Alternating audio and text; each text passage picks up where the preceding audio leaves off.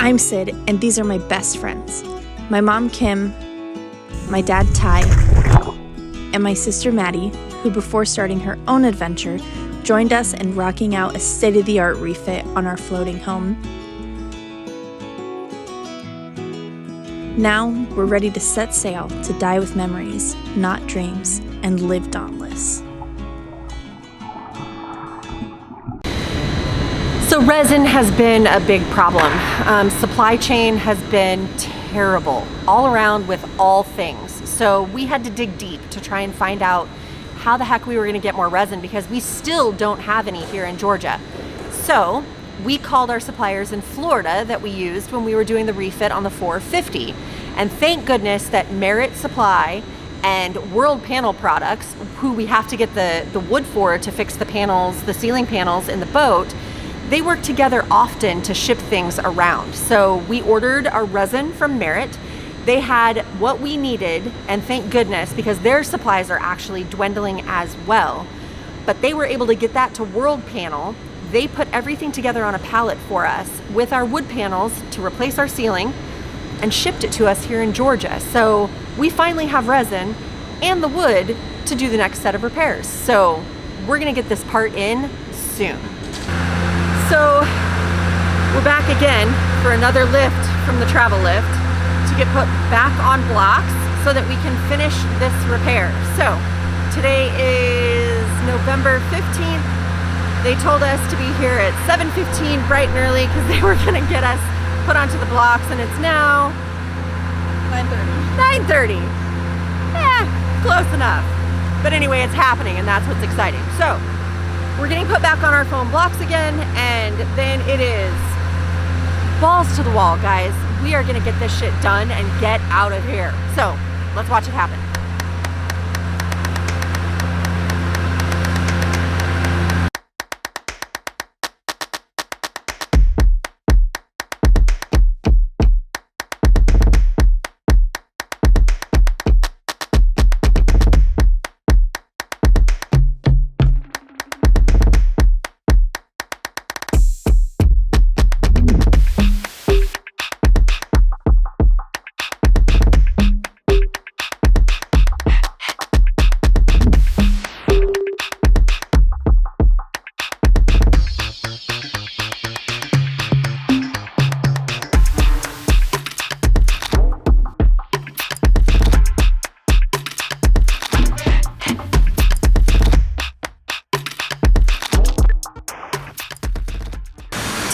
We'd do something a little different.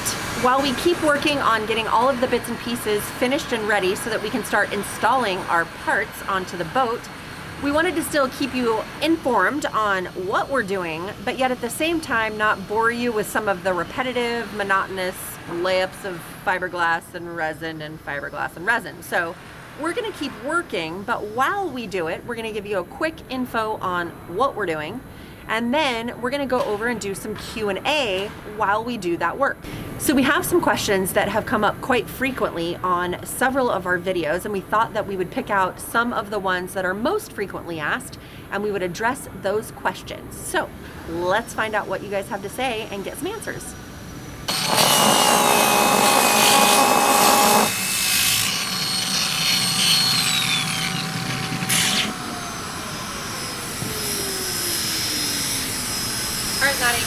So, tell us what it is that you are doing. So currently I am grinding down all of the shiny bits from the resin that we poured in on top of the Divinasil to help backfill the part.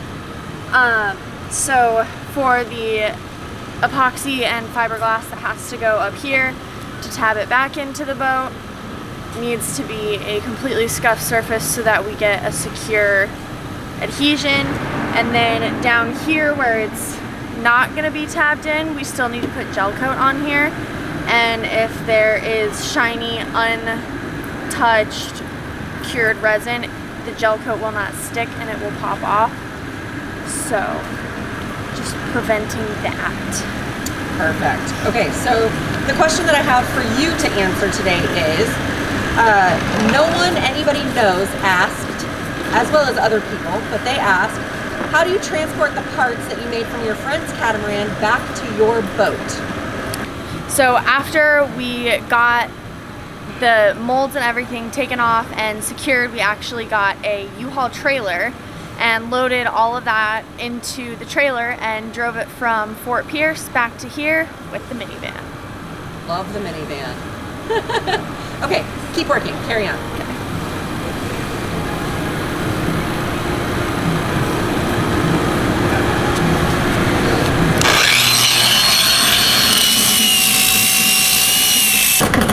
All right, Ty, tell us what you're doing. All right, so we are doing some reinforcement on the shark bite damage from the accident. Shark bite? It wasn't a shark. No, it wasn't a shark. So when the boat went down and it damaged the keel and tore a bunch of stuff out, what ended up happening is that it kind of shoved up and then ripped out a bunch of this floor supports. So it actually isn't structural to the seaworthiness of the boat, it just holds the floor up. And we want to make sure that, of course, we're able to rebuild that. And we kind of have to, I don't know, we kind of have to glue what's here back together again to create a solid surface. And then we actually rip off one of the sides that's damaged and then relay and rebuild with the new stuff on the outside and like one of the layers on the inside. So anyway, what I'm doing is I lay up some of these fiberglass panels as reinforcement. And obviously you can see how it just looks like, well, a hammered bag of you-know-what. Part, when it comes in, will actually attach in Yeah. the floor support parts It right comes here. right here, so we're gonna cut this off. It'll come here and curves all the way down to this curved part you see over here. So we're just gonna recreate that. But it's just a little bit at a time. You gotta put a little bit of glass in, reinforce it, straighten it, cut off the excess glass back in. It's a little bit more time consuming than just making a new part. So this is one of those pieces that has to get done before the part can go in. yeah, we're ready to put the replacement hole in, but we just can't do it yet because, well, this other stuff has not been done yet.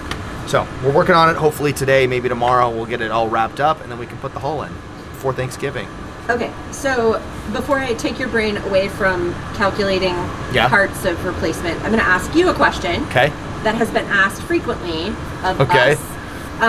Gary 60172 NCC 1701C plus others have asked, so at what point would you consider hiring people to assist you with the manual labor?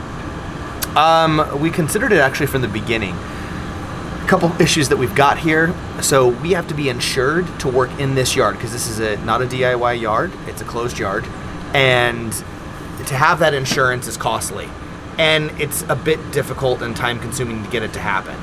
So that's one part. So if we can hire people to work for our company, that's a whole nother mess of just headache and time and expense, workman's comp, all that stuff that you have to do.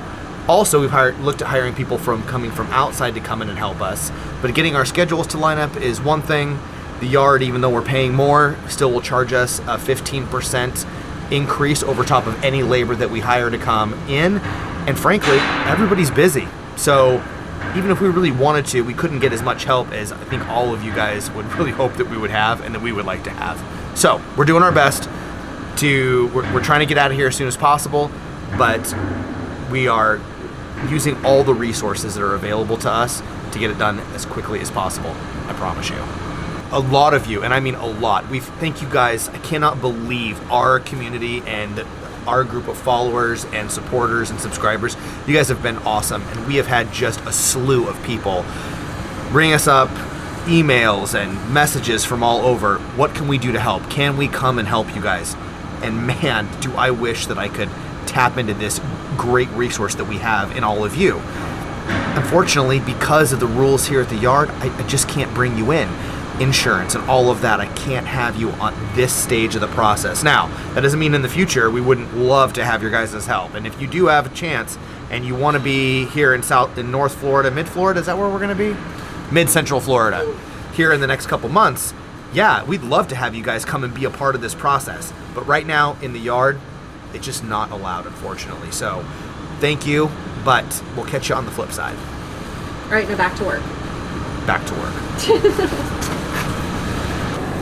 So while I'm not distracting you too much, now that your layup is just about complete, I'm going to ask you another question. All right. And actually, this is less of a question and more of a comment, just to have you comment back to. Okay. We've had a lot of people that have made comments about how cool it is that Leopard and Robertson and Kane is helping us with this repair. So this comment comes from David Baldock.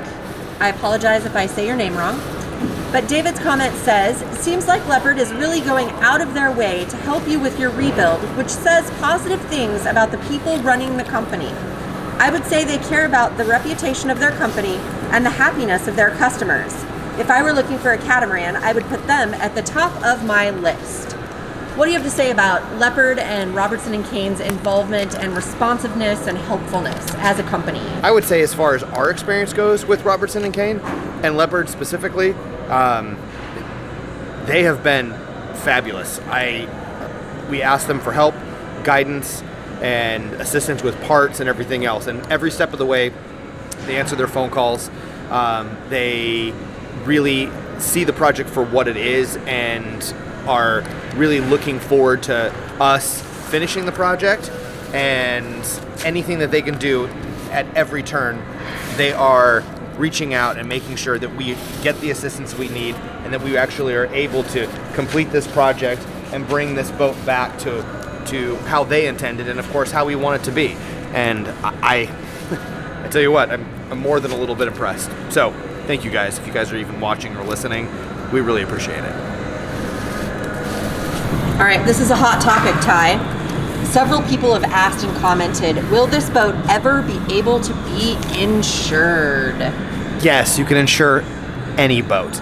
So what's the criteria? What makes it insurable? That it's Like seaworthy. No, yes, the boat's insured. This boat has liability insurance on it to be in the yard, and you can call any number of insurance companies and they'll be able to provide that for you. When it comes to actual insuring the vessel at whole value, no insurance company wants to insure this, and I'm sure there's somebody out there that does insurance on projects, but when this boat is closed in and she's seaworthy in the water, yes, she will have insurance, and there's no question about that. Now, some insurance companies want surveys, some insurance companies don't. It all depends on how much you're insuring the vessel for, what the average value of the vessel is. All of those factors come into place, but yes, you can insure any vehicle. You can insure any vessel, and this one is no exception. So she will be insured, and she'll be insured for the value that we end up deciding that we want to risk losing in case, God forbid, something happens to her. Knock on wood. Knock on wood. So yes, the answer is yes. Okay, Sid, what are you doing? What does it look like I'm doing? Looks like you're cleaning up more sand. Yeah. That's your favorite thing to do, huh? Yeah. Well, while you do that, I have a question for you from Kevin Egler. Okay. Question, why stainless from Vietnam? They have the manufacturer specs or that much cheaper including shipping? Thanks. Well, for a couple of reasons. Yes, they had the manufacturer specs because that's where Leopard or Robertson and Kane buys all their stainless is from Vietnam, and we thought that it would be quicker to get it that way instead of trying to source something here in the States, because honestly it's hard to find stainless right now. So even to have someone who was able to make it, to try and replicate it, but then also even have the material to be able to do it, It's kind of one of those things, if it ain't broke, don't fix it. So Vietnam already had the information. We figured why not let it go and let them do it, and honestly... And they had the stainless to be able to do it. It works. So... Thanks, guys. One of the comments that we got was from DIY Camera Guy, and he says, thanks Dave for being a great friend. We all appreciate it. So I think since we have several comments that have come about from our friend Dave and his helpfulness from him and Colleen, I think that we should talk about that. Yeah, so little quick history and a thank you for Dave. We met Dave at his boat, which was at Just Cats. Right after we bought this boat, we wanted to kind of see what an unbroken, unsunk, undamaged one looked like. And we became friends. And through that process, Dave and Colleen have been awesome people. They've invited us into their home, and they've become our friends. and of course invited us into their boat and are helping us out. So thank you guys so much for allowing us to mold the keel, be an unbelievable, endless supply of boots on the ground information from another Leopard 50 owner so that we can put this boat back together the way we want. You guys have been awesome. So from us and all of our viewers, thank you guys so much. Hi, this next question comes from Sebastian Lehman. First of all, he wants to let us know that we're doing excellent work. His question is, can you share the fest tool that you're using? Yeah, absolutely. So this is almost going to be like a tool time on boat improvement this week. And I'm going to share with you my sick addiction with Festool product. It started all with the sanders, and these are really, really important because everything that we sand is some pretty nasty stuff. And we have gotten comments from you guys about using PPE and protection and respirators and what have you. All of these vacuums are actually HEPA certified. So all these sanders coupled with these HEPA filtration vacuums is what allows us to work safely and produce a really nice finished product. These have unbelievable dust collection on them. They get drawn through all of the outside holes, way better than the stuff that you'd buy at Home Depot. Get sucked through this vacuum port that goes through anti-static hoses, and it makes all the difference. So the three main sanders that we use are going to be our RO90, which is this little guy right here, and its big brother, the RO125. Now the 90 has a 3-inch sanding disc, and the 125 has a 5. And this has two functions. It has a large holes and a small hole. The large hole rotates and spins like a grinder.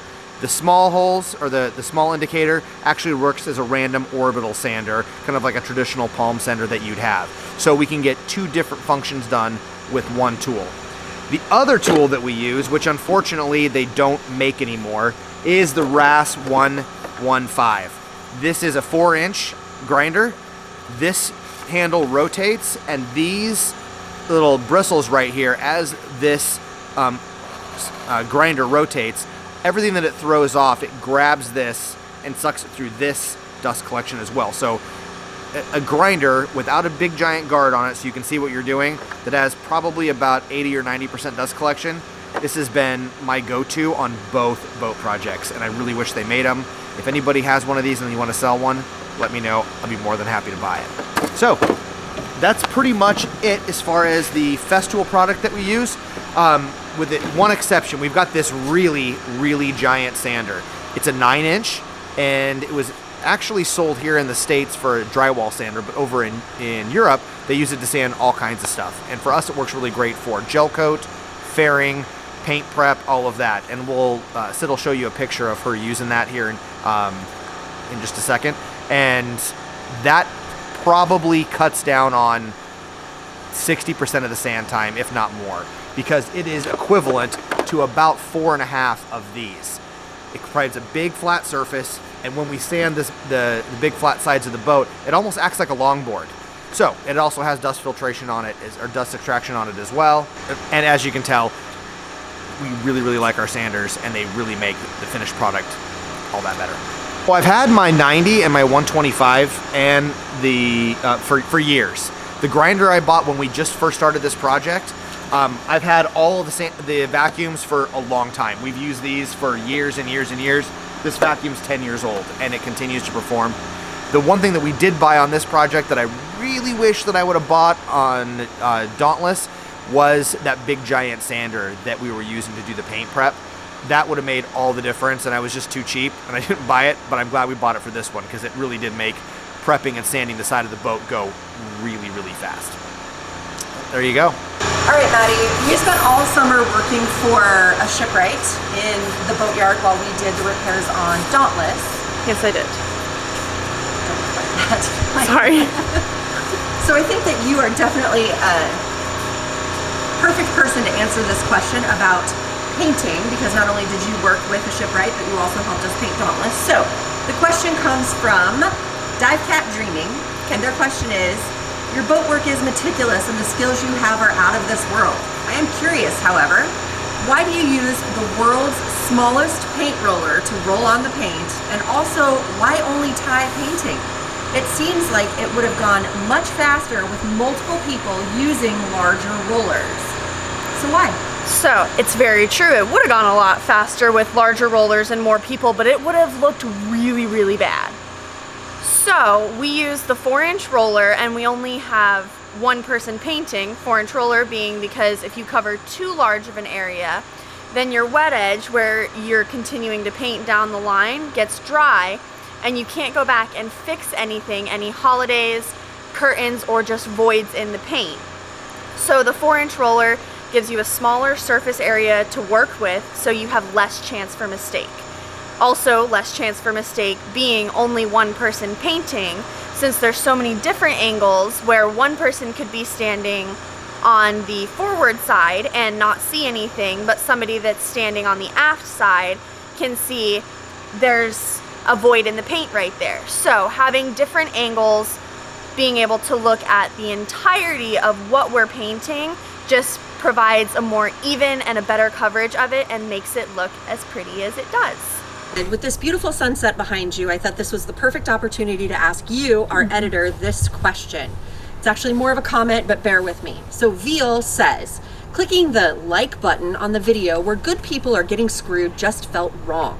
Though I will say your positive attitudes are inspirational and made the video much more likable than it otherwise could have been. If I were in your shoes, I wouldn't be so gracious about it. So let's talk about the like button. So when you hit the like button, it helps promote our video on the YouTube algorithm. It doesn't mean that you necessarily agree with how we're being treated. So it actually does help us if you smash that like button, and since you're going to be down there anyway, make sure that you're subscribed and click the bell so that you're notified every time we post a video. All right, sorry about the wind, it's a little windy out here. Our next question comes from Bill, and Bill says, hey, did you ask RNC just to send you 2 partial holes? Just asking. That's a really good question, and actually in jest, I did ask them, can I just order these parts? And the answer is no. We're gonna make 1 part for each replacement hull, but when they actually build it in the factory, those holes come in 2 pieces. Each hull is part of the bridge deck mold, and then there's an outside mold for the port and starboard side. So for us to occupy that amount of time, we would literally be taking 1 boat out of the rotation in their manufacturing process, because they only have 1 set of molds. And it just, not only would it not fit into their build process and their time, it would be exceedingly expensive and cost prohibitive. So good idea, but unfortunately just not practical in this day and age. All right, so our next question is from $900 Luxury Yacht, and they ask, or say, amazing teamwork on the glass, thank you. That's an impressively huge mold. Do you have someone at the yard advising you, or are you making it up as you go? Well, first of all, no, there's no one at the yard advising us, and we are going about this in our own way. So I decided that that's how I wanted to make the mold, and then we were actually advised by Robertson and Kane down in South Africa, and they gave us the thumbs up go ahead that would be a really, really good way to make the mold for this part. So yes and no, we're getting advised, but not by the yard, just by the factory. All right, one last question in the wind for today. This is kind of a culmination of a bunch of questions. I'm gonna kind of smash them all together, but the general gist is that a lot of you have asked, and probably one of the most prolific questions that you guys do ask, or statements that you guys make, are essentially, I would get that boat floating as soon as possible and get the hell out of there. Or what are you guys doing? Why are you still there? Take it somewhere else. Logistically, this boat cannot move until she floats, and we are doing everything we can every single day. And a lot of that is just, we're just up against supply chains and weather and a bunch of other things that need to happen. This boat can only get repaired here. We can't get it out on a barge because there's no place for us to take it to. We can't get it out of the gate because there's brick, stone walls, and 200-year-old oak trees that are surrounding this property that we can't get to it. There's literally no place for it to go unless it goes out on its own holes. So we are doing our best, and we do read all of your guys' comments, and we're trying to reply to them as best we can. So that kind of really dovetails into thanking you guys and every one of you for making a comment, subscribing, liking, and really engaging with the process. We really, really appreciate that, and please continue to do so. When we have less stress and we've got more time, because we're not, pounding against the wall every single day to get out of the yard as quickly as possible, we're going to be answering those and all of these questions on a much quicker basis. Speaking of which, if you haven't subscribed, please consider doing so. And if you like these videos and what we're doing, even if you don't like what's happening to us, smash that like button, and we'll see you guys next week.